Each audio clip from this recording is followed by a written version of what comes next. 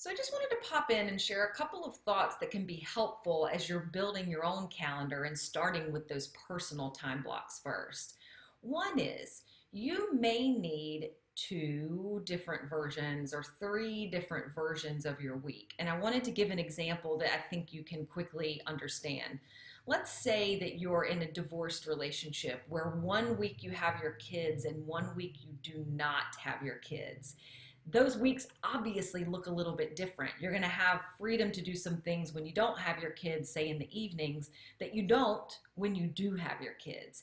And so you may want to develop two different versions. And I have two different versions for my work life because I have two distinct rhythms of things that happen. And we'll talk about that on the work side. So that could pertain to both work and personal. But if right now you're thinking, gosh, my personal life looks different on some weeks versus another, that's cool. Build another version. So you can take that tab and just copy it to another sheet and you can have week one and week two. Now, number two, I also like to be really clear about the season that you're in. So an example I would give you is that if it's summer and your kids are out of school, we're using lots of kids examples because it illustrates this so easily. If your kids are out of school, your life probably looks a little different from like May, June, July, and August than it does through the other 8 months out of the year. You may have a lot more vacation. You may have more commitments in terms of like taking them to activities, picking them up from activities. That's awesome. So just recognize that depending on when you're building this, it's just gonna look different. So that's okay. As I reminded you very early on in this course, this is meant to be fluid. It's meant to change over time. So use this as the guideline for where you are at this moment in time. Dust it off later, do it again. Number three, after you put those personal time blocks on your calendar, one of the things you're probably looking at is like, gosh, how much time is actually left for my business? Now, for each one of us, that's gonna look very different. I don't have kids, I am not married, and I do not have a dog or a cat. My schedule looks a lot different than yours will if you are married, have kids, or taking care of parents, have 2 dogs, 3 cats, and volunteer. You follow me? Now, it's not that one is better than the other. They're just different. We are different business owners. We're different human beings. So it's going to look different. The amount of hours you have that you can contribute to your work life will look different. That's okay. This is never a judgment, and there's no need to compare what yours looks like to anybody else's. Like, you're straight up, you are 100% you, and you're 100% right. So build it your way. But what I do want you to be very clear about is what are the actual hours you have to contribute to your business. And this is where I see this showing up. I'll give you a good example. So sometimes clients come to me and they say, you know, I want to grow this into like a multi-million-dollar business.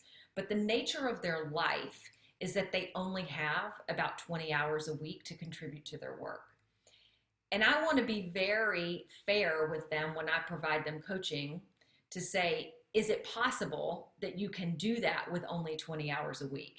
Now, if they have a team and they are really investing in building that team and the capabilities, yeah, theoretically. But I think what we recognize is that we can mismatch goals if we don't have enough time to contribute to it, or we don't have enough people and resources. So I want you to think about time, energy, and people as being those resources that we need to contribute to the growth of a business. And it doesn't always have to be you, of course. Like, you can always have team members that are helping grow your business. But what we do want to be clear about is what are the actual hours you have. Because this is point 4. We have a tendency to overcommit.